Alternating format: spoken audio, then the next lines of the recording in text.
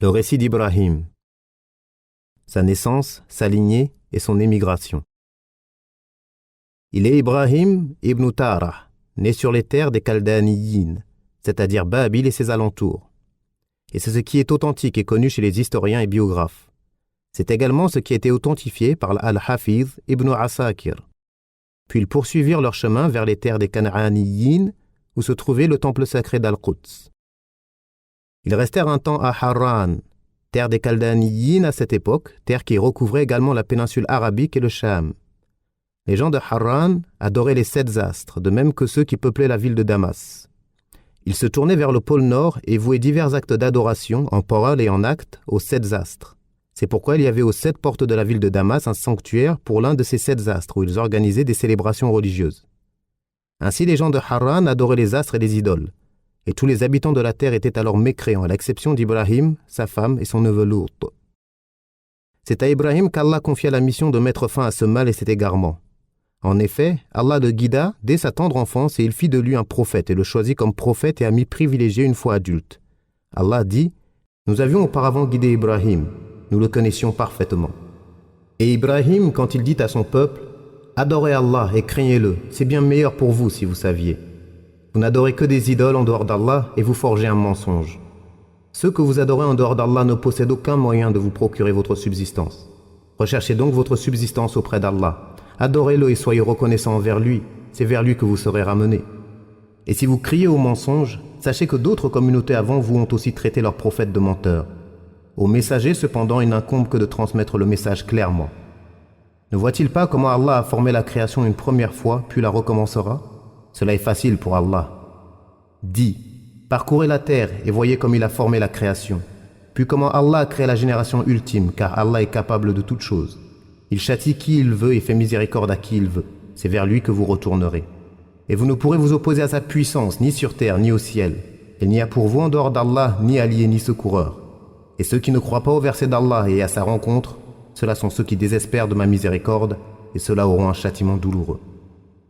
Son peuple n'eut d'autre réponse que « Tuez-le ou brûlez-le » Mais Allah le sauva du feu. Ce sont bien là des signes pour des gens qui croient. Et Ibrahim dit « En fait, c'est pour vous unir les uns les autres dans la vie présente que vous avez adopté des idoles en dehors d'Allah. Ensuite, le jour de la résurrection, les uns rejetteront les autres, et les uns maudiront les autres, tandis que vous aurez l'enfer pour destination finale, et vous n'aurez pas de protecteur. » L'autre crut en lui. Il dit « Moi j'émigre vers mon Seigneur, car c'est lui le Tout-Puissant, le Sage. » Nous lui donnâmes Ishaq et Ya'qub, et plaçâmes dans sa descendance la prophétie et le livre. Nous lui accordâmes sa récompense ici-bas, tandis que dans l'au-delà il sera parmi les gens de bien. Allah évoqua ensuite la discussion qu'Ibrahim eut avec son père et son peuple, comme nous le verrons plus loin, si Allah le veut. L'appel d'Ibrahim à son père. La première personne qu'Ibrahim appela à Allah fut son père qui, comme son peuple, adorait les statues, car il était la personne la plus en droit de ce conseil sincère. Ainsi Allah dit, et rappelle dans le livre Ibrahim, c'était un véridique et un prophète. Lorsqu'il dit à son père, ô mon père, pourquoi adores-tu ce qui n'entend ni ne voit et ne te profite en rien? Ô mon père, j'ai reçu une science que tu n'as pas reçue. Suis-moi afin que je te guide sur une voie droite.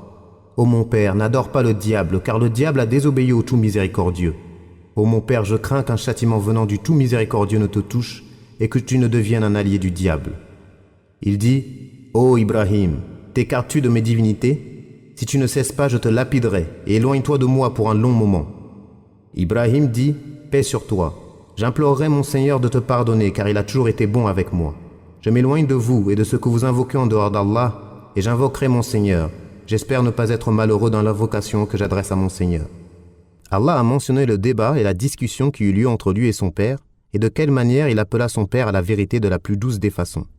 Il montra la fausseté de son adoration des idoles qui ne peuvent ni entendre l'invocation de celui qui les adore, ni le voir.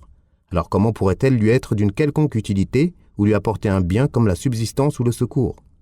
Puis, il lui montra ce qu'Allah lui a accordé comme droiture et science bénéfique, bien qu'il soit plus jeune que son père. « Ô mon père, j'ai reçu une science que tu n'as pas reçue. Suis-moi afin que je te guide sur une voie droite. » C'est-à-dire une voie droite, claire, simple, qui te conduira au bien de ce monde et de l'au-delà. Lorsqu'il lui exposa cela et le conseilla, son père refusa, et plus encore le menaçant en disant « Ô Ibrahim, t'écartes-tu de mes divinités? si tu ne cesses pas, je te lapiderai, et éloigne-toi de moi pour un long moment. Certains ont été d'avis que cette lapidation serait verbale, et d'autres ont été d'avis qu'elle serait physique.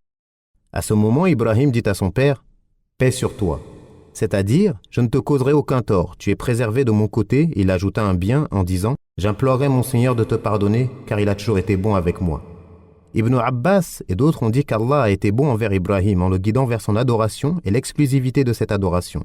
C'est pourquoi il dit « Je m'éloigne de vous et de ce que vous invoquez en dehors d'Allah, et j'invoquerai mon Seigneur. J'espère ne pas être malheureux dans l'invocation que j'adresse à mon Seigneur. » L'éloignement vis-à-vis de son père. Ibrahim implora Allah de pardonner à son père conformément à sa promesse. Mais lorsqu'il lui apparut clairement qu'il était l'ennemi d'Allah, il s'écarta de lui, comme Allah dit. Ibrahim ne demanda pardon pour son père qu'en raison d'une promesse qu'il lui avait faite. Mais dès qu'il lui apparut clairement qu'il était un ennemi d'Allah, il le désavoua. Ibrahim était certes plein de sollicitude et indulgent. Abu Huraira rapporte que le messager d'Allah a dit « Au jour de la résurrection, Ibrahim rencontrera son père Ahazar, dont le visage sera couvert de poussière et de ténèbres. Ibrahim lui dira « Ne t'avais-je pas dit de ne pas me désobéir ?» Son père lui répondra « Aujourd'hui je ne te désobéirai pas. » Ibrahim dira alors « Ô Seigneur, tu m'as promis de ne pas m'humilier au jour de la résurrection. Y a-t-il une humiliation plus grande que de voir mon père si éloigné de ta miséricorde ?» Allah lui répondra « J'ai interdit le paradis aux mécréants. » Puis on lui dira « Ô Ibrahim, qu'y a-t-il sous tes pieds ?» Il regardera et verra une hyène puante que l'on saisira par les pattes et qu'on jettera en enfer. Divergence concernant le nom du père d'Ibrahim. Allah dit Lorsqu'Ibrahim dit à son père Ahazar, « Prends-tu des idoles comme divinité ? Je vous vois assurément, toi et ton peuple, dans un égarement évident. » Ibn Jarir a dit, « Ce qui est authentique est que son nom est Ahazar, et il se peut qu'il ait eu deux noms, ou que l'un soit un nom et l'autre un surnom, et Allah est plus savant. » Son débat avec les adorateurs des astres. Allah dit, « Ainsi avons-nous montré à Ibrahim le royaume des cieux et de la terre afin qu'il soit de ceux qui croient avec conviction. » Lorsque la nuit l'enveloppa, il vit une étoile et dit « Voilà mon Seigneur. » Puis lorsqu'elle disparut, il dit « Je n'aime pas les choses qui disparaissent. » Il vit ensuite la lune se lever et dit « Voilà mon Seigneur. » Puis lorsqu'elle disparut, il dit « Si mon Seigneur ne me guide pas, je serai assurément du nombre des égarés. » Voyant enfin le soleil levant, il dit « Voilà mon Seigneur, celui-ci est plus grand. » Puis lorsqu'il disparut, il dit « Ô mon peuple, je désavoue tout ce que vous associez à Allah. Je tourne mon visage exclusivement vers celui qui a créé les cieux et la terre, et je ne suis pas de ceux qui lui donnent des associés. » Son peuple polémiqua avec lui, mais il dit « Polémiqueriez-vous avec moi au sujet d'Allah alors qu'il m'a guidé ? Je n'ai pas peur des associés que vous lui donnez. Je ne crains que ce que veut mon Seigneur. Il est celui qui embrasse tout de sa science. Ne vous rappellerez-vous donc pas ? Et comment craindrais-je les associés que vous lui donnez, alors que vous ne craignez pas d'associer à Allah ce au sujet de quoi il n'a révélé aucune preuve ? Dites-moi donc lequel des deux partit le plus droit à la sécurité si vous savez. Ceux qui ont cru et n'ont point entaché leur foi de quelque association, ceux-là ont la sécurité, et ce sont eux les bien guidés. Tel est l'argument par lequel nous donnâmes le dessus à Ibrahim sur son peuple. Nous élevons en degré qui nous voulons. Ton Seigneur est certes sage, et il sait tout. C'est ainsi qu'il débattit avec eux et qu'il leur démontra que les astres brillants visibles dans le ciel ne peuvent être des divinités ou faire l'objet d'un culte en dehors d'Allah. Ceci car ce sont des créatures administrées, soumises, assujetties, se levant puis se couchant, disparaissant de cet univers. Or rien ne saurait échapper au regard d'Allah et rien ne lui est caché. Il est l'Éternel, il n'y a aucune divinité digne d'adoration en dehors de lui et aucun véritable Seigneur que lui. Il leur montra d'abord que cet astre, on dit qu'il s'agissait de Vénus, ne pouvait être une divinité. Puis il se tourna vers la lune, qui est plus lumineuse et plus belle encore, et enfin il se tourna vers le soleil, qui est l'astre visible le plus lumineux et le plus éclatant. Il montra que tous étaient des créatures administrées, soumises et assujetties, comme Allah dit « Parmi ces merveilles sont la nuit et le jour, le soleil et la lune. Ne vous prosternez ni devant le soleil, ni devant la lune, mais prosternez-vous devant Allah qui les a créés, si c'est lui que vous adorez. » Voyant enfin le soleil levant, il dit « Voilà mon Seigneur, celui-ci est plus grand. » Puis lorsqu'il disparut, il dit « Ô mon peuple, je désavoue tout ce que vous associez à Allah.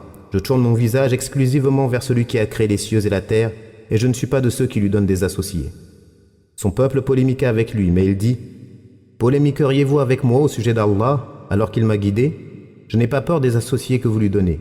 Je ne crains que ce que veut mon Seigneur. » C'est-à-dire, Je ne porte aucune attention à ces divinités que vous adorez en dehors d'Allah, car elles ne sont d'aucun profit. Elles n'entendent et ne raisonnent pas, mais elles sont administrées et assujetties comme les étoiles, ou façonnées et érigées par des hommes. Le plus probable est que son exhortation concernant les astres s'adressait aux habitants de Harran qui les adoraient. Cela contredit la thèse disant que cela s'est produit lorsqu'il sortit de la caverne alors qu'il était enfant, comme cela est soutenu par Ibn Ishaq et d'autres savants, ainsi que dans des récits rapportés des gens du livre et en lesquels on ne peut avoir confiance, surtout lorsqu'ils sont contraires à la vérité.